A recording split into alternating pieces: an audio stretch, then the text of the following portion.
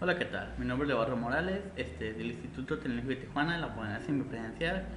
Y hoy les hablaré sobre lo que es la unidad 1 respecto a la regularización de la materia estadística inferencial impartida por el catedrático Juan Morales. Vamos a lo que es el tema 1.1, que es pensamiento estadístico. Aquí nos dicen unas definiciones introductorias. Datos son el conjunto de información recolectada como mediciones, género y respuesta de las encuestas. Estadística es la ciencia que se encarga de planear estudios y experimentos, obtener datos y luego organizar, resumir, presentar y analizar e interpretar la información para extraer conclusiones basadas en los datos. Población es el conjunto completo de todos los elementos, puntuaciones, personas, mediciones, etcétera, que se someten al estudio.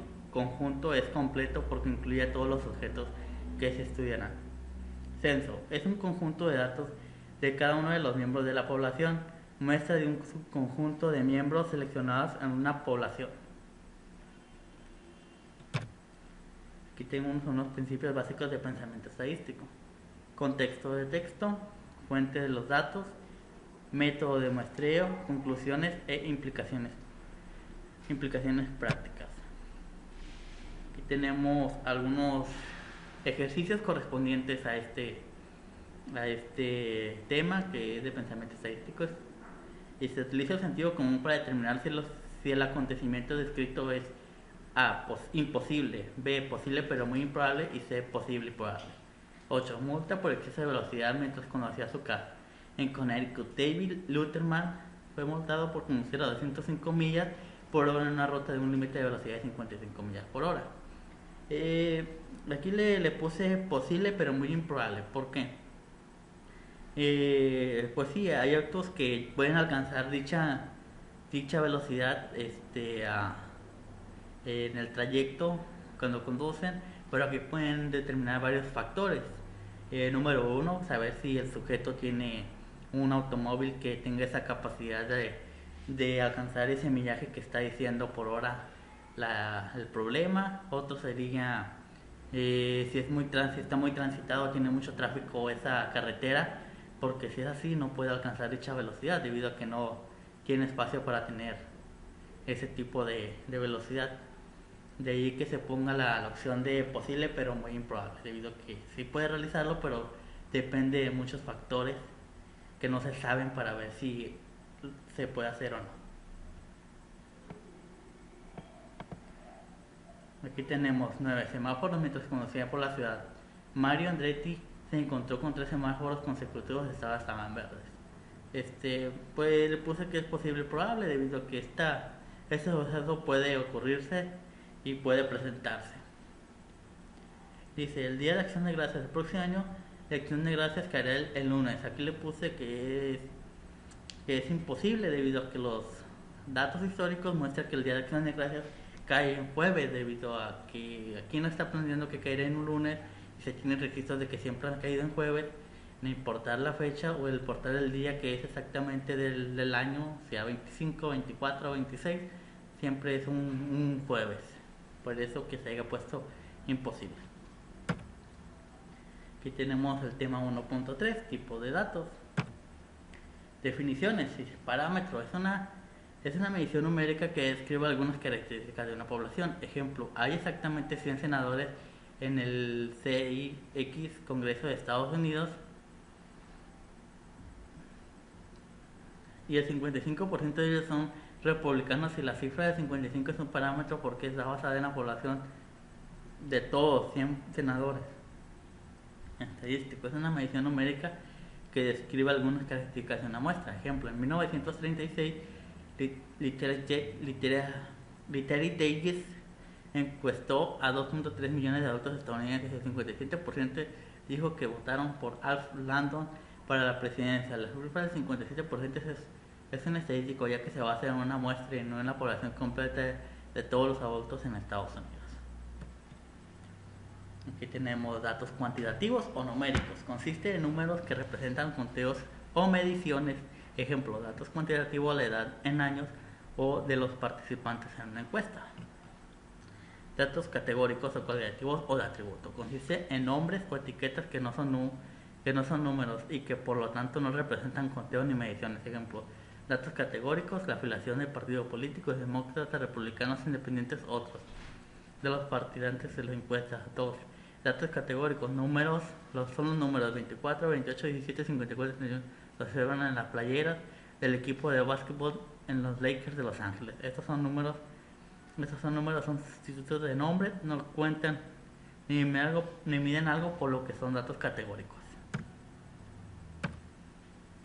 Datos cuantitativos se describen como mayor detalle, distinguiendo otros tipos discretos o continuos. Datos que tenemos lo que son los datos discretos, y se resultan cuando los valores posibles en un número finito o un número que puede contarse, es decir, el número de valores posibles es 0, 1, 2, 3, 4, etc. Por ejemplo, el número de huevos que ponen aquí no son datos discretos porque representan conteos. ¿Esto qué quiere decir? Pues siempre vas a tener un número completo. Ejemplo, una guía no puede poner un huevo y medio, 2 huevos y medio, siempre va a ser 1, 2 o un número completamente cerrado. Datos cuantitativos se describen con mayor detalle, distinguiendo entre los tipos discretos y continuos. Aquí tenemos los que son los datos continuos, dicen datos numéricos, resultan en un número infinito de posibles valores, corresponden a alguna escala continua que cubre un rango de valores sin huecos, interrupciones o saltos. Aquí dice ejemplo, las cantidades de leche que producen las vacas son datos continuos, porque son mediciones que pueden tomar cualquier valor dentro de un continuo. Dice, por ejemplo, durante un año una vaca produce una cantidad de leche que puede ser cualquier valor entre 0 y 7.000 litros. Es posible obtener 5.678.1234 litros porque la vaca no se resiste en cantidades discretas como son los de 0, 1 a 7.000 litros. Siempre va a haber una variación de la cantidad de leche que produce la vaca, desde ahí que puedan y se categorizan como unos datos continuos. Aquí tenemos otra forma de clasificar los datos. Los datos consisten en usar 4 niveles de medición: nominal, ordinal, intervalo y razón. El nivel de medición nominal se caracteriza porque todos los datos que consisten exclusivamente en nombres, etiquetas o categorías, los datos no se pueden acomodar en un esquema de orden como el más bajo o el más alto. Ejemplo, sí, no, indeciso. Respuesta de sí, no, indeciso son encuestas como el problema del capítulo 2. Dice el partido político, la afiliación política de los participantes en una encuesta demócrata, republicana, independiente, otro. Ya tenemos, otra forma de clasificar, como ya hablamos, la medición nominal, ordinal, intervalo de razón. Tenemos la medición el nivel de medición nominal, y se caracteriza porque los datos que consisten exclusivamente en nombres, etiquetas o categorías, los datos no se pueden acomodar en un esquema de orden como más alto y más bajo. Aquí no dicen ejemplos, sino indeciso, igual que hace rato. Y aquí tenemos lo que es otra forma de clasificar los datos de acuerdo a sus niveles de medición: nominal, ordinal, intervalo y razón. Aquí tenemos el nivel de medición de intervalo y se aparece el nivel ordinal, pero con la propiedad adicional de que la diferencia entre los valores de datos cualquiera tiene un significado. Sin embargo, los datos de este nivel no tienen punto de partida cero natural inherente, donde la cantidad que presenta corresponde a nada. Ejemplo, años. En los años 1492 y 1776, el tiempo no inició en el año cero, por lo que el año cero es arbitrario y no constituye un punto de partida cero natural que represente la ausencia del tiempo. Otra forma de clasificar los datos consiste en 4 tipos, como mencionamos: nominal, ordinal, intervalo y razón. Ahorita vamos a ver el nivel de medición de razón. Es similar al nivel de intervalo, pero con la propiedad adicional de que se tiene un punto de partida cero natural, donde cero indica que nada la cantidad está presente. Para los valores en este nivel, tanto la diferencia como las razones que tienen un significado. Ejemplo 1, dice aquí distancia. La distancia en kilómetros recorridas por los automóviles: 0 kilómetros representa ninguna distancia recorrida y 400 kilómetros es el doble de 200 kilómetros. Todos precisos los precios. Un libro de texto universitario 0 realmente representa un costo, y un libro de 100 costa el doble que un libro de 50. Aquí tenemos algunos ejercicios correspondientes a este tema 1.3, tipo de datos. Determina si el valor dado es un estadístico o es un parámetro. Aquí nos dice 8. Dispositivos para cruzar el Caribe. En la ciudad de New York hay 3.250 dispositivos para cruzar las calles. Los peatones tienen que presionar un botón de dichos dispositivos ubicados en las intersecciones de tránsito para controlar la luz del semáforo. Se descubrió que el 77% de los aparatos no funcionan según otros artículos del Fox, es decir, in the New York Utility Push Button de Mike Lowe, New York Times. Pues aquí pues, se estableció que es un parámetro debido a que se está tomando la cantidad total de dispositivos que existen en la ciudad y de ahí se establece que el 77% de los aparatos funcionan, o sea, por ende es un total de la muestra, bueno, es el total de la población de dispositivos que se encuentran en la ciudad. Y nos está hablando de una ciudad, por ende se reduce a que todo se establece en esa ciudad. Aquí se termina valorado ese estadístico parámetro. 10. La tabla periódico. El peso atómico promedio o la media del peso atómico de todos los elementos de la tabla periódica son de 134.355 unidades de la masa atómica unificada. Aquí puse también que es un parámetro, ¿por qué? Porque si está sacando una media, es decir, que toma en cuenta todos los valores de la tabla numérica, por ende son un todo de la población y no está sacando simplemente un muestreo de cierta parte, es decir, no está tomando un todo y de ahí que se esté tomando como un dato que es parámetro. Que se determine si los valores dados provienen de un conjunto de datos discretos o continuos. Presión de sangre. Se elige una mujer al azar y cuando se mide su presión sanguínea se obtiene una presión sistólica de 61 miligramos de 61 miligramos. Aquí puse que es discreto debido a que regularmente se toman presiones y siempre van en unidades discretas que son por ejemplo 60, 61, 62, 120, 80, 90 y que se tomaran datos discretos. 1.4 Pensamiento crítico. La TM pues aquí nos dicen algunos fundamentos de recolección de datos. Dice, los métodos estadísticos los métodos estadísticos se rigen por los datos recabados. Por lo regular observamos datos de dos fuentes distintas, los estudios observacionales y los experimentos. Un estudio observacional vemos y medimos características específicas, pero no intentamos modificar al sujeto que estamos estudiando, mientras que un experimento aplicamos algunos tratamientos y luego podemos observar sus efectos sobre los sujetos. Los experimentos determinan unidades experimentales.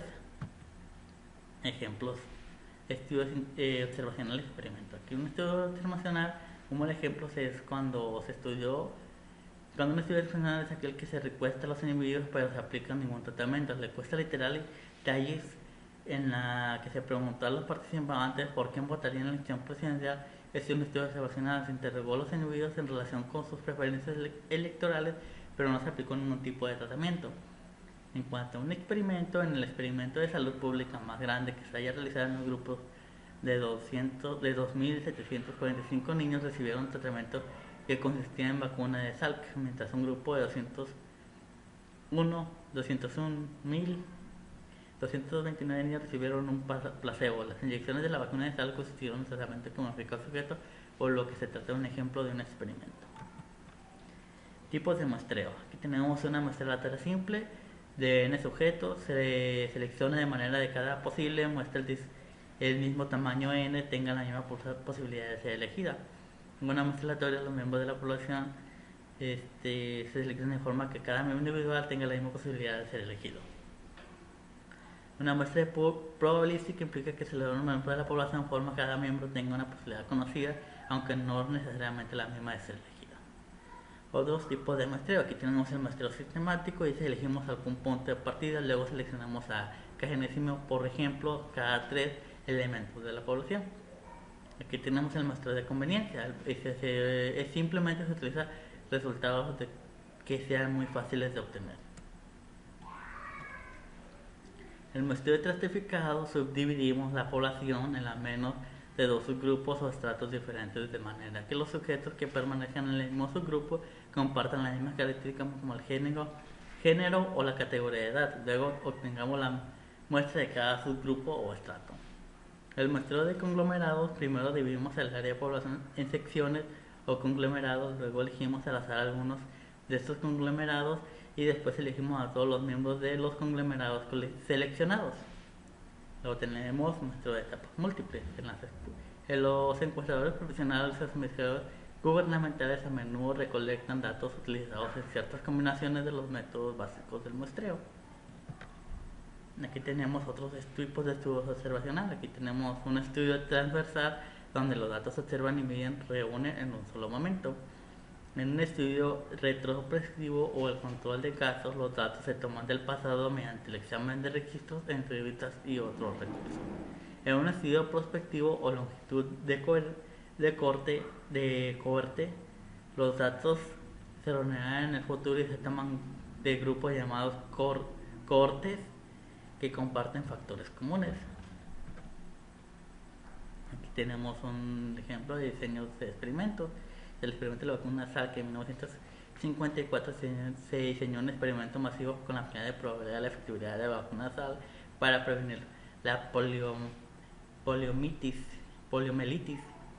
una enfermedad que había causado la muerte o paralizado a miles de niños. En este experimento se suministró un tratamiento de vacuna de SARS a un grupo de 745 niños, mientras que un segundo grupo de 229 niños se dio un placebo que no contenía ningún fármaco. Los niños fueron inyectados, no sabían que estaban recibiendo vacuna de SARS o el placebo, fueron asignados en el grupo de tratamiento al grupo de placebo mediante los procesos de selección aleatoria, equivalente al lanzamiento de la moneda.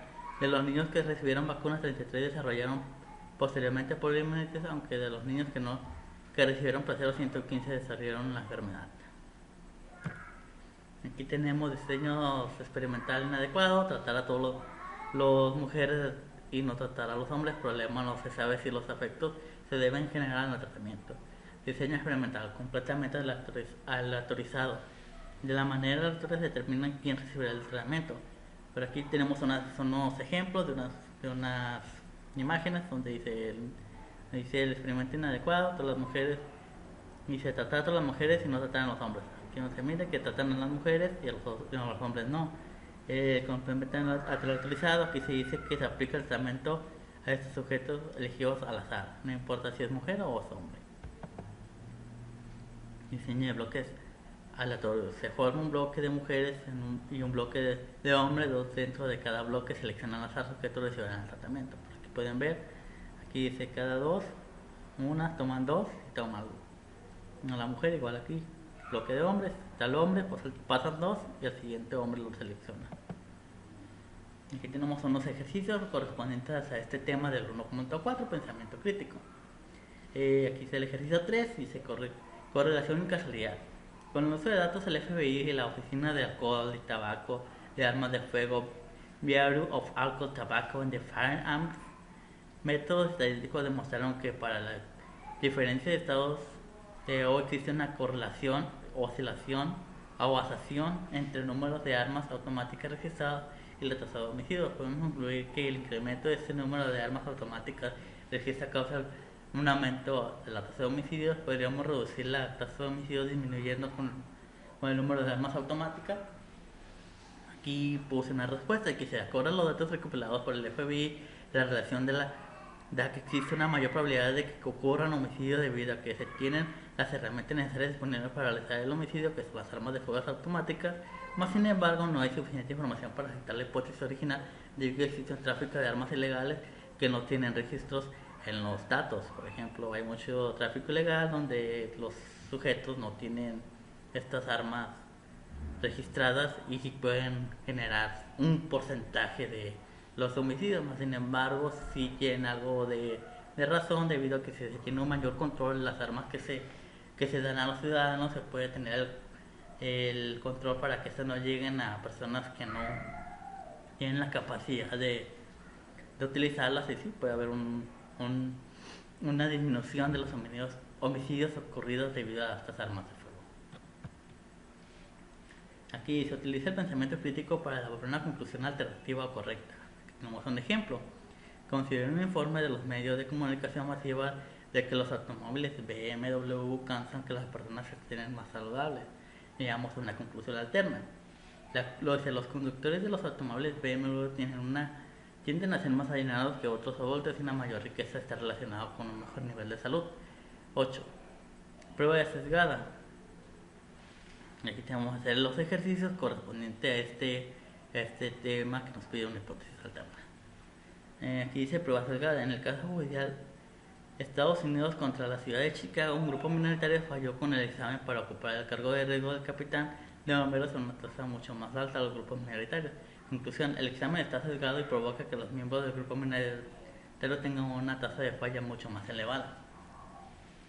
Una respuesta alternativa le puse, debido a que los grupos minoritarios tienen menor capacidad de ayudarse con dudas, de enfocarse a otros temas, mientras que el grupo mayoritario tiene que hacer más miembros, explicar a los demás miembros, y el grupo minoritario se limita en esta parte. De ahí que el grupo mayoritario pues tenga mayor capacidad de ampliarse en el conocimiento y explicarse a sus demás compañeros. Aquí tenemos otro ejemplo, otro ejercicio que nos dice: utiliza el pensamiento crítico para indicar lo que se te pide. 15, ejercicio 15, dice cascos para motociclistas. El Senado del estado de Hawái celebró la audiencia para considerar una ley de obligar a los motociclistas a usar cascos. Algunos motociclistas testificaron que había participado en choques donde los cascos resultaban inútiles. Que el grupo muy importante fue incapaz de testificar base en la sección véase a Selection of the Selection Anomalies de Warner Palmer Browder Chance volumen 11 número 2. Aquí, debido a lo que yo investigué, pues vi que hubo un grupo de estudiantes que tomaron la prueba, pero se vieron negados debido a su edad, donde no se les permitió hacer diversas testificaciones, y esto debido a que eran muy jóvenes como para testificar.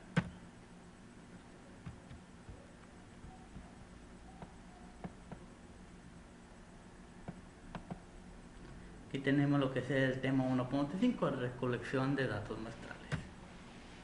Dice, una muestra de respuesta voluntaria o muestra autoseleccionada es aquella a la que los propios sujetos deciden incorporarse. Ejemplo, encuesta por internet donde los sujetos deciden si responden o no, encuesta por correo donde los sujetos deciden si responden o no, y encuesta telefónica donde los anuncios televisivos de radio o periódicos piden al lector que llame voluntariamente a un número especial para registrar su opinión. Desventajas de estas muestras por voluntarios. Con este tipo de muestras de respuesta voluntaria se observan conclusiones válidas sobre los grupos de gente específicos que decidieron participar.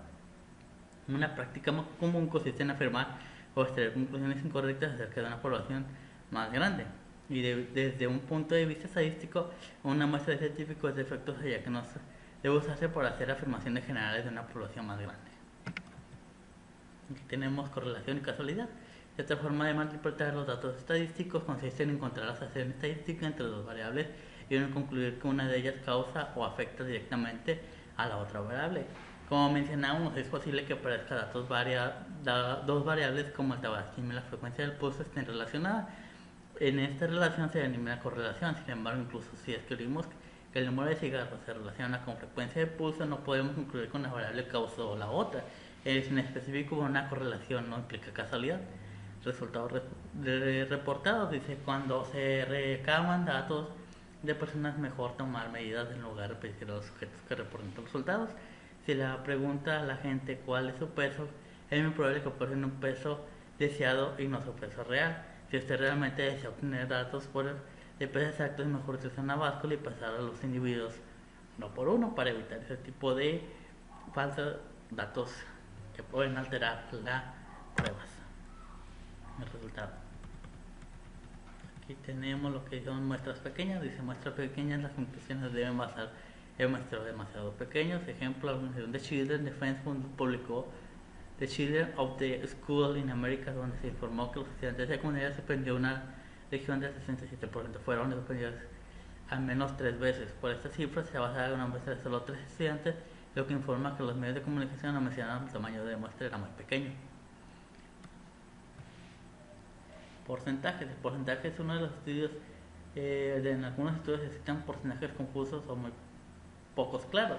Recuerden que el 100% de alguna cantidad se refiere a la totalidad y que de lo general no se justifica hacer referencia a porcentajes mayores que al 100%. Ejemplo, el porcentaje erróneo referirse a la pérdida del equipaje Continental Airlines publicó anuncios que afirman que se trataba de un rubro que mejoraron un 100% durante los últimos 6 meses. En ese artículo editorial que criticaba este dato estadístico, en el New York Times interpretó correctamente que la cifra de mejora es en un 100% significa que ya no se pierde equipaje. Dice, un logro que todavía no se disfruta en el Continental Airlines. Preguntas que inducen respuestas. Aquí tenemos otro tipo de tema que dice preguntas que inducen respuestas. Si las preguntas que encuestan no se redactan de forma cuidadosa, los resultados de un estudio pueden ser engañosos. Es posible que una pregunta de encuesta estén cargadas o redactadas intencionalmente para obtener la respuesta deseada. Ejemplo de redacción de una pregunta: observe la tasa de reales de respuestas afirmativas para las diferentes formas de redacción de la pregunta. 97% sí. Debería el presidente utilizar su poder de veto para eliminar los desperdicios. 57% sí. ¿Debería el presidente utilizar su poder de veto o no? Hay una clara diferencia en cómo está redactado y el porcentaje que tiene cada una de ellas. Orden de preguntas. Dice, el orden de las preguntas en ocasiones las preguntas que puestan se sesgan de manera o no intencional debido a que los factores como orden de los reactivos que se someten en consideración. Ejemplo, el efecto de orden de las preguntas. Examine estas preguntas de una encuesta aplicada en Alemania. ¿Cree usted que el tránsito vehicular contribuye a la contaminación del aire más o menos que la industria? 2. ¿Cree usted que la industria contribuye a la contaminación del aire más o menos que el tránsito vehicular? Cuando se mencionó el número de tránsito, el 45% culpó al factor y el 27% a la industria. Cuando se mencionó a la industria, primero el 27% culpó al tránsito y el 57% culpó a la industria. Un ejemplo de cómo tiene un orden en las preguntas. Falta de respuesta. Existe una falta de respuesta cuando alguien rehúsa contestar una pregunta de encuesta cuando la persona no está disponible. Cuando se plantea preguntas de encuesta a los individuos, algunos niegan firmemente responder. Las tasas de negativos han crecido en los últimos años, en parte debido a que muchos vendedores persistentes de los sistemas de telemarketing tratan de vender bienes o servicios.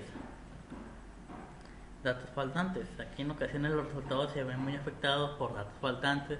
A veces faltan datos muestrales por el azar, como los sujetos que abandonaron un estudio por alguna razón relacionada con el mismo, aunque otras veces faltan algunos datos debido a los factores especiales como los individuos con bajos ingresos que son menos proclives a informar cuánto dinero ganan.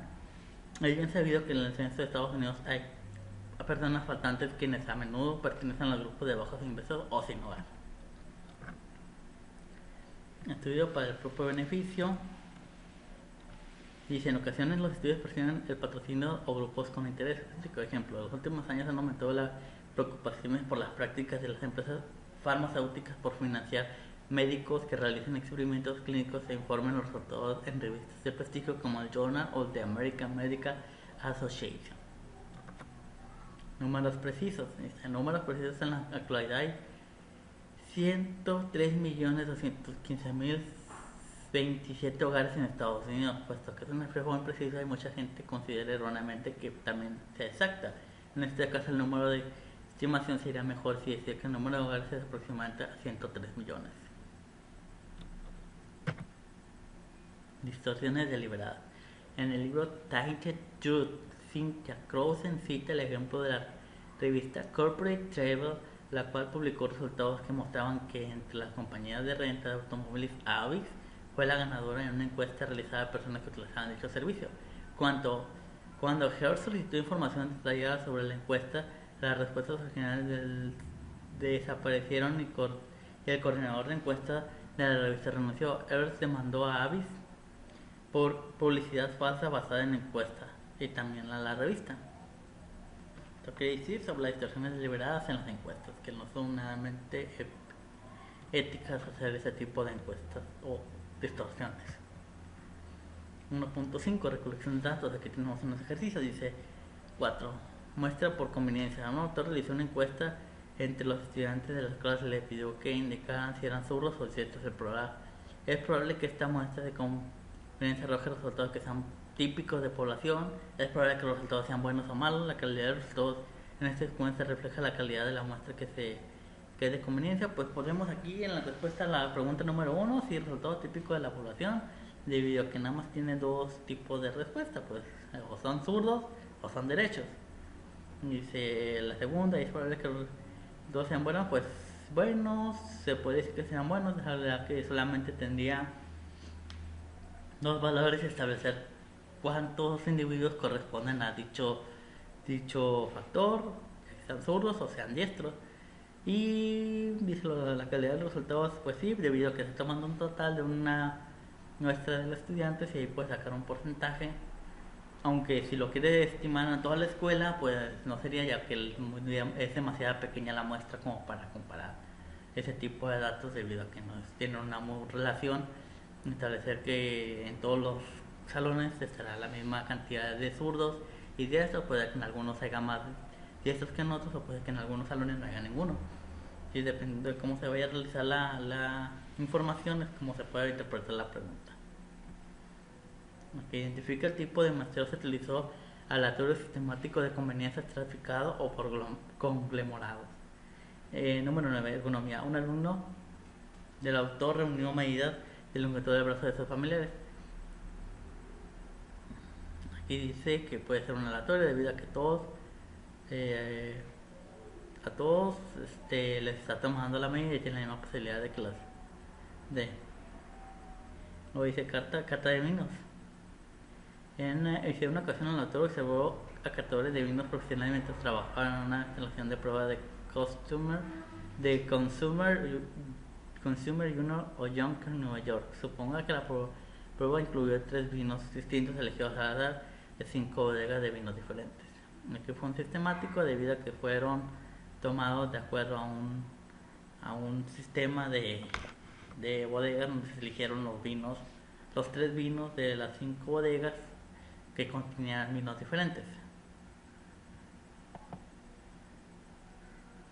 Aquí tenemos muestra aleatoria y muestra aleatoria simple.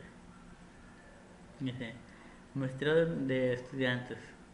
Un salón de clases alberga 36 estudiantes sentados en 6 filas diferentes con 6 estudiantes en cada fila. El profesor ha fundado cada fila dice, para elegir una fila y luego lo arroja nuevamente para elegir un estudiante específico de la fila.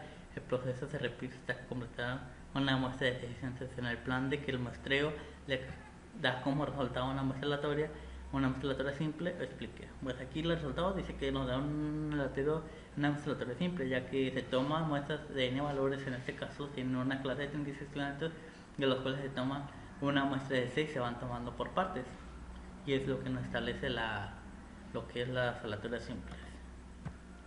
Pasamos a lo que es el capítulo número 2, que dice resumen y gráfica de datos. El tema 2.2, que es distribución de frecuencia. Aquí tenemos una definición de distribución de frecuencia que dice que es una tabla de frecuencia, se indica como un conjunto de datos se divide en varias categorías o clases al listar todas las categorías junto con el número de valores de los datos que hay en cada una. Una definición es importante, dice los límites inferiores son las dos cifras más pequeñas, dice las clases son las cifras más pequeñas que pueden participar en diferentes clases. Límites superiores son las clases son las cifras más grandes que se pueden obtener en diferentes clases. Frontera de clases son las cifras que se utilizan para separar las clases, pero sin los espacios creados por los límites de clases. Marca de clases son los puntos medios de las clases. La anchura de clases es la diferencia entre los límites inferiores de la clase consecutiva y dos fronteras inferiores de clases consecutivas de una distribución de frecuencia. Procedimiento para construir una distribución de frecuencia, y se determina el número de clases deseadas, del cual debe tener entre 5 a 20 el número de que elija puede afectarlo por las combinadas de cifras enteras, y se calcula la anchura de clase, que es igual al valor más alto menos el valor más bajo sobre el número de clases, que ya se supuestamente que en el punto 1 ya se determinó, de ahí pueden obtener esto. Y se comienza por elegir el número para el límite inferior de la primera clase, elige un valor de datos más bajo, luego un valor conveniente que sea un poco más pequeño. Y si usando el límite inferior de la primera clase y la anchura de la clase, procede a listar los demás límites inferiores de clase. Asume la anchura de la clase límite inferior de la primera clase para obtener el segundo límite inferior de la clase. Después asume la anchura de clase con el segundo límite inferior de clase para obtener el tercero sucesivamente. Note los límites inferiores de clase en cada columna vertical, luego procede a anotar los límites superiores de clase y tome el valor de cada dato y ponga marca a la clase adecuada y agregue la marca para obtener la frecuencia total de cada clase. Aquí tenemos un ejercicio y identifica las de clase, las marcas de clase y las fronteras de clase para la distribución de frecuencias implicadas en la distribución de frecuencias se basan en los datos de la PNCB. Entonces aquí tenemos una pieza de libro, aquí ya tenemos lo que son los límites y las anchuras de clase, tenemos las marcas y aquí tenemos la marca de clase que es 0.88, le sacamos lo más alto, valor más alto menos el valor más bajo sobre el número de clases. Aquí la tenemos también la frecuencia que ya corresponden a nuestro ejercicio correspondiente. Acá también nos pide que tengamos nuestras marcas, tenemos límite inferior, superior de cada clase, la frecuencia y la marca de clase correspondiente a la suma de las mismas sobre 2 que nos den la primera 0.495, 1.495, 2.495, 3.495 y 4.495. Acá tenemos, dice radiación de dientes de leche a continuación se presenta en la lista de cantidades de estancia menos 90 en milibecqueres, que hay una muestra de lectura simple de dientes de leche. La muestra se obtuvo en los residentes de Pensilvania nacidos después de 1974 con base a los datos de en Expected Race en Strong 90 en USA Decision Teeth en 1990 de Mangano y Decencio Total de Environment construye una distribución de frecuencia por 8 clases con índice límite inferior recién utiliza la anchura de clases y existe una razón. Aquí pues aquí tenemos ya los datos correspondientes, que tenemos el Minitab. Vamos a abrir.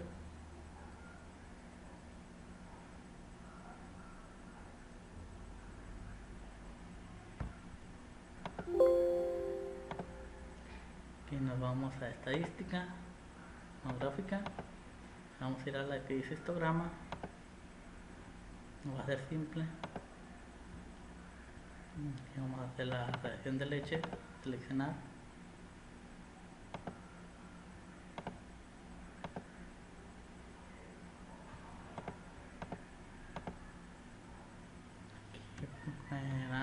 ¿Era qué? Distribución de frecuencia.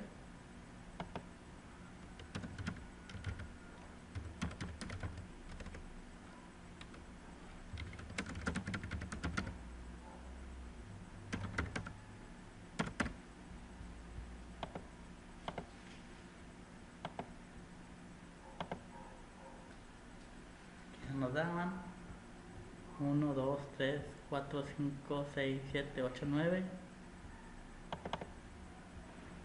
Aquí vamos a ir a seccionamiento, vamos a poner en 10 y aquí le vamos a poner en agregar etiquetas de datos. Aquí podemos ver ya va la distribución, se acomoda de acuerdo a los datos y nos dice cuánto que vale cada parte. 1, 1, 3, 4, 8, 10, 7, 4, 1 y 1, correspondiente a lo que se nos está pidiendo en este ejercicio. Vamos a cerrarlo y pasamos a lo que es el siguiente. Aquí dice 24 pesos de papel desechado. Como parte del proyecto Garber de la Universidad de Arizona se analizó la basura desechada por 62 hogares.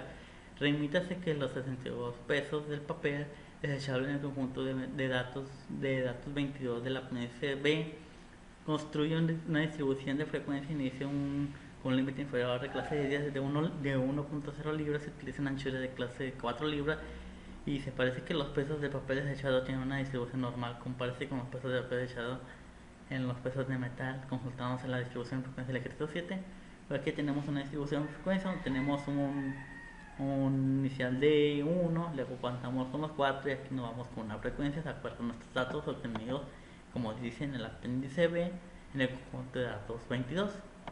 Son estos dos tipos de datos que corresponden a los 62 pesos correspondientes al problema, y aquí nos dan las frecuencias correspondientes a cada tipo de margen de clase o de clase. Vemos que es 8, 21, 22, 8 y 3, que nos dan un total de 62. Con esto pues se hace lo que es correspondiente, y comparado con lo del ejercicio de los metales, pues podemos concluir que tiene mayor cantidad de desechos en los papeles, debido a que aquí hay registros hasta de 20 libras, mientras que en lo de los metales, como dice el ejercicio 7, máximos son de entre 4 y 4.99.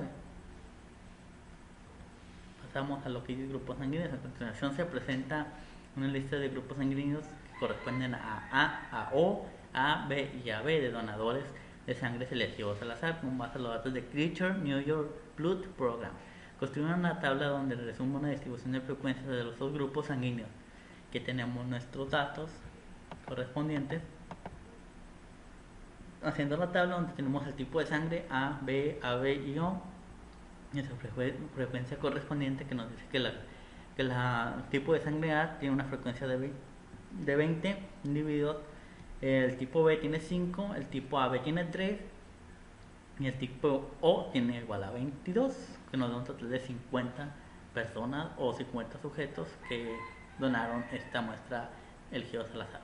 Pues aquí podemos ver que los tipos de sangre más frecuentes, de acuerdo a esta frecuencia, pues no podemos decir que es tomada, pero pues la tipo O, le sigue la tipo A, luego la tipo B y con menor cantidad la tipo AB.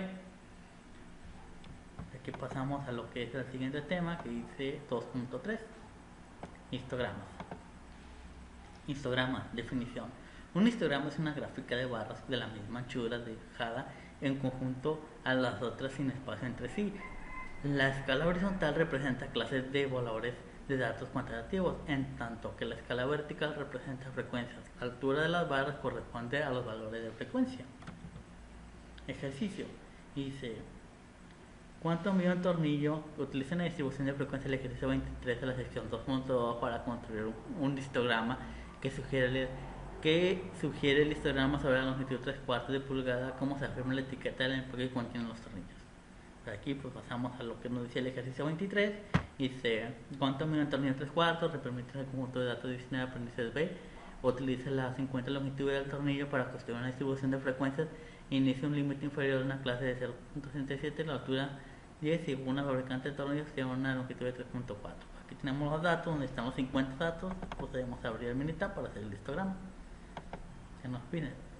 Y aquí tenemos los datos previamente colocados y establecidos. Aquí vemos que lo máximo es que tenemos un total de 50 y que están los tornillos de 3/4. Entonces vamos a lo que es a la gráfica, el histograma, aceptar.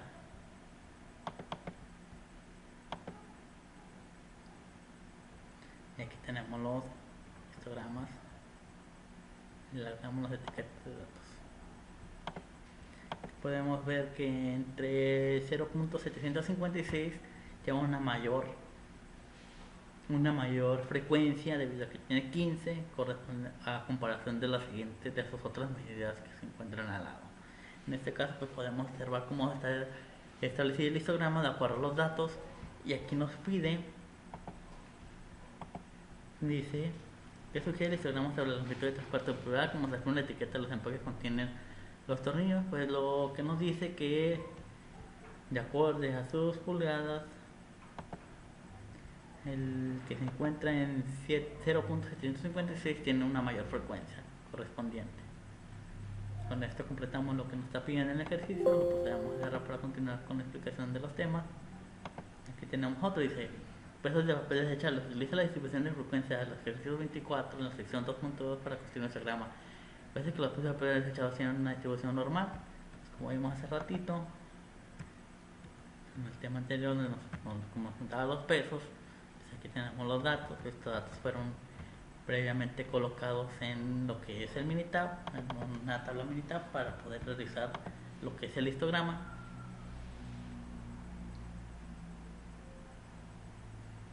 Aquí tenemos los 62 datos, si no me equivoco, que corresponden a este problema. Así, de esta igual manera, pues tenemos la gráfica, a histograma simple, tomamos el peso del papel. Aquí tenemos nuestros datos. que le agregamos los datos o etiquetas de datos para saber cuánto corresponde a la frecuencia a cada uno. Tenemos que de 2.5 son 8, 5 son 7, de 5 son 5, 7.5 es 13, 10 libras son 17, de 12.5 12, 15 3, 17 2 y 20 2. Aquí pueden ver una distribución, como dice, no está normal, pero pues igual con una mayor amplitud entre los 7.5 libras a los 12.5. Entonces, de 5 para abajo y 12 para 15 menores. Con esto concluimos a lo que nos está solicitando en el ejercicio. Dice 17 puntuaciones que otorga FICO. Utiliza la distribución de frecuencias del ejercicio 25 de la sección 2.2 para construir un histograma. Parece que el resultado de distribución es normal. ¿Y por qué? Procedemos a la siguiente, como tenemos el ejercicio. Aquí tenemos los datos correspondientes, que son un total de 100. Por un poquito, un total de 100. Nos procedemos a abrirlos.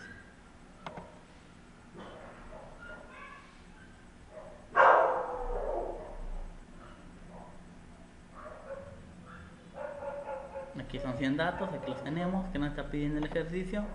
Pues nos está pidiendo realizar una distribución de frecuencia. De acuerdo al histograma, pues ya lo tenemos abierto, procedemos a lo que es la gráfica, el histograma, le vamos a aceptar. No, pues aquí no detectó que no tenemos nada, ya que le demos, pues ya tenemos el histograma correspondiente a lo que se nos está pidiendo. Le agregamos solamente las etiquetas de datos y listo. Aquí tenemos lo que corresponde a nuestros datos de acuerdo a lo que me está pidiendo el histograma de FICO financiamiento. Podemos ver cómo van entre alturas y bajadas de acuerdo a la frecuencia que establecen cada uno de los puntos: 450, 525, 600, 635, 700 y 825, siendo entre 625 y 825 donde se encuentra la mayor frecuencia de acuerdo a los demás datos.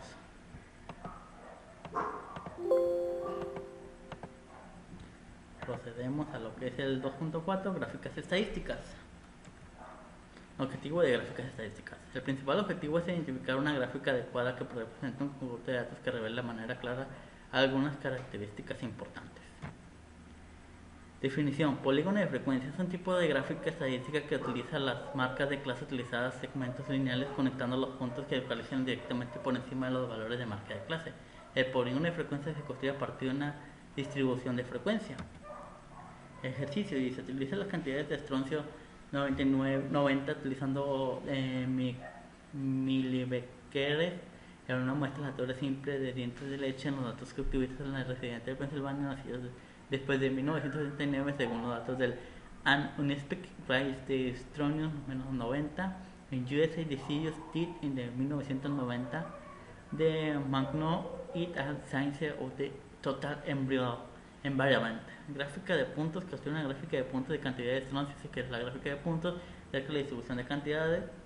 Procedemos a abrir lo que es el Minitab.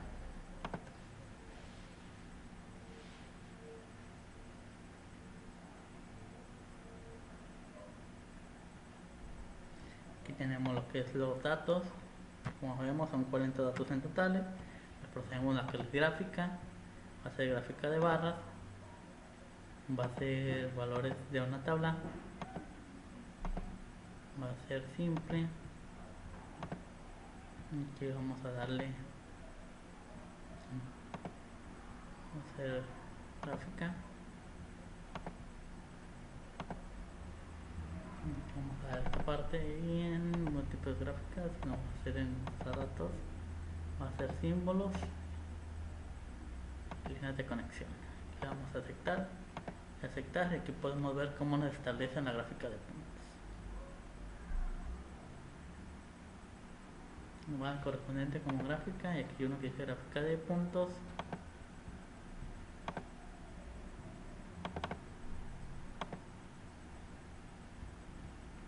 Me está pidiendo, ¿no? Realiza una gráfica de puntos con las cantidades. Aquí tenemos nuestra gráfica de puntos correspondientes a esto. Entre 140 y 160 donde se encuentra una mayor alza en los puntos. ¿No? ¿Qué sugiere la gráfica de puntos acerca de la distribución de cantidades? Pues que no llevan una relación concreta, más sin embargo entre los 100, como mencionamos, 130 y 160 se encuentra una alza entre los valores repetidos. Vamos a continuar. En el 7, polígono de frecuencia. Construir un polígono de frecuencia para las cantidades de estimación menos 90, estimación 90 en los total 12 los valores de marca de clases de intervalos. Aquí tenemos los valores y abrimos lo que es nuestra.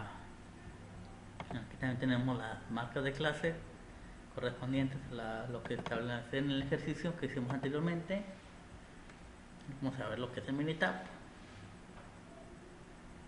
Ya deberíamos tener, bueno, tengo registrado lo que son los siguientes, entonces los índices de clases establece 110, 129, 120, 129, como se muestra en el PowerPoint, de igual manera. Su marca de clase, la cual corresponde a la suma del límite inferior más límite superior de esta clase sobre 2, donde la 114.5, 124.5, 134.5, 144.5, 154.5, 164.5, 174.5, 184.5. Y en este caso pues tenemos la frecuencia que se encuentran los datos correspondientes que tenemos en esta parte de aquí en cuanto a los datos establecidos, que son 2, 2, 5, 9, 13, 6, 2, 1. Aquí si nos vamos a ir a gráfica, nos vamos a ir a la gráfica de barras, vamos a ir a valores de una tabla simple. Aquí nos vamos a poner marca de clase.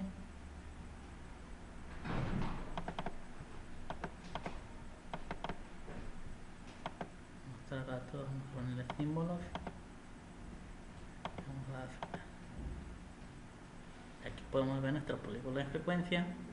En acá nos dice cómo van nuestros datos a la alza en este correspondiente, que van y suben en 154 y vuelven a bajar. Tenemos nuestro polígono de frecuencia cuando establece este tipo de datos.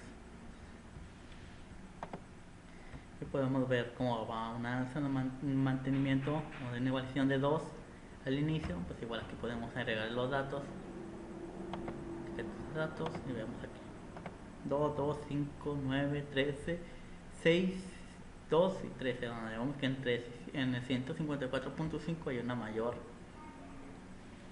en esta marca de clase tenemos una mayor frecuencia de que haya datos correspondientes a esta marca de clase. Y hasta lo que se nos pide, procedemos a lo que es el siguiente ejercicio. Gráfica de Pareto para una matrícula de licenciatura en la tabla 2.9 basada en los datos de la US National Center for Education Statistics. Se muestra la distribución de matrículas de estudiantes de licenciatura, construye una gráfica de Pareto con los datos de esa tabla. Pues aquí nos está la tabla 2.9, aquí nos dice la universidad, los años y nos establece los datos. Aquí vamos a proceder a hablar al Minitab. Y ya tenemos los datos correspondientes. Aquí la universidad, pública de 2 años, pública de 4 años, privada de 2 años, privada de 4 años, frecuencia relativa correspondiente. Nos vamos a lo que es gráfica, estadística, gráficas de control, herramientas de calidad y diagramas de Pareto. Aquí vamos a poner la datos de distribución.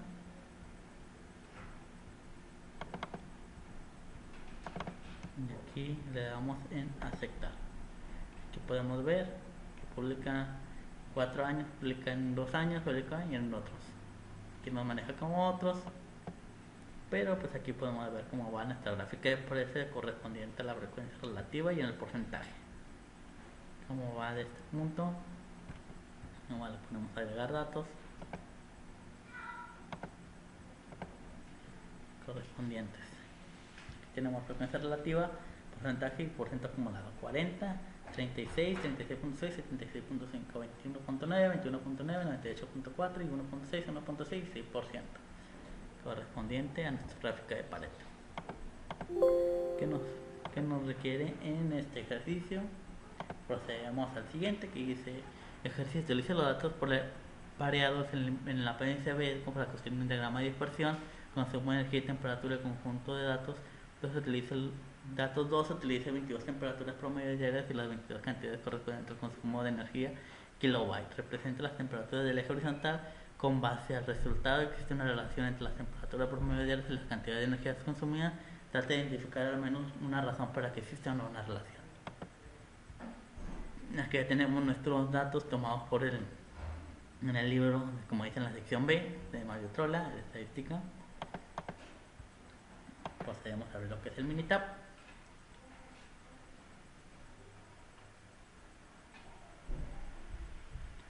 Tenemos nuestros datos, consumo de kilobyte, temperatura diaria. Vamos a hacer la gráfica de dispersión. Cierra simple. ¿Qué nos está pidiendo? La relación.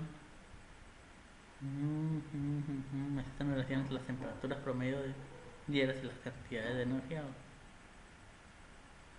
Me está pidiendo la relación entre las temperaturas con el consumo de energía. Vamos a aceptar. Aquí podemos ver cómo va en esta gráfica de dispersión. Puedo ver que entre de los 4400 está en una temperatura de 30 grados Fahrenheit, que es una menor temperatura, mientras que hay una mayor, hay un menor consumo, bueno, un consumo medio. Pues no se puede ver una relación clara de que exista la temperatura de causa total entre el consumo de energía, más sin embargo si hay una vista donde se establece que nos dice 71 grados Fahrenheit, consumo de energía de 1200. Tenemos otros símbolos que dice las temperaturas, más sin embargo pues no se puede concluir que la temperatura sea un factor determinante para que haya un alza en los incrementos de electricidad. Tenemos 2.5, pensamiento crítico de gráficas inadecuadas. La ética de la estadística. Supongamos que como reportero de un periódico usted debe graficar datos que se muestren que un alto nivel de tabaquismo causa mayor riesgo de cáncer pulmonar, puesto que se puede ayudar a la gente a salvar vidas. Al crear una gráfica de exagerar el riesgo de cáncer pulmonar, sería ético construir una gráfica de este tipo. Le puse que para mí, o desde mi punto de vista, no es ético, debido a que estarían suponiendo datos falsos de una determinada información, lo que causaría una falsa verdad o una falsa información que no es beneficiaria, aunque sabemos que el tabaquismo es malo, mas sin embargo no es ético poner los beneficios propios ante una información que no está corroborada al 100%. Aquí tenemos gráfica de salarios de profesores. Observa la gráfica donde se comparan salarios que reciben profesores de uno u otro sexo. Universidades privadas con base de datos del Departamento de Educación de Estados Unidos, que impresión crea la gráfica, describe los datos de forma imparcial, y una vez así construye una gráfica que describa los datos de forma objetiva. Tenemos salarios de promedio de profesores en universidades privadas, mujeres y hombres. Aquí pues una respuesta se puede interpretar que hay maestros del género masculino en la universidad, que hay más maestros del género masculino en la universidad, lo cual hace que la media sea mayor que las mujeres. En este puede ser un factor que determine por qué las cantidades son de manera que se muestran. ¿Qué quiere decir esto? Pues como podemos decir, a lo mejor hay 10 mujeres y 30 hombres, lo cual la suma de todos sus salarios nos da esa media. No sabemos exactamente a qué se refiere todo ese, que cada maestro por individual gana ese dinero, o es el dinero al mes por cierto maestro. No nos da esos datos, por eso se puede concluir que tomando de una manera general se toma la media correspondiente a los datos, bueno, al salario que ganan entre maestros hombres y maestros y maestras, y que se puede establecer que hay más maestros, por eso su media es mayor que la de las maestras. Gráfica de consumo de petróleo. La siguiente gráfica utiliza los cilindros para representar los barriles de petróleo consumidos por Estados Unidos y Japón. La gráfica distorsiona los datos se escriben de la forma imparcial. ¿Por qué? Si la gráfica distorsiona los datos, construye una gráfica que responde a un objetivo. Consumo de datos. Pues puse que sí, debido a que utiliza objetos de volumen para representar medidas unidimensionales. Quiere decir, pues Estados Unidos tiene mayor mayor, como se dice, mayor territorio que Japón, tiene mayor población, por ende está muy bien que tenga esa representación debido a que consumen más petróleo en millones de barriles que Japón en este caso. Por mi parte sería todo correspondiente a la regularización de esta unidad 1. Muchas gracias.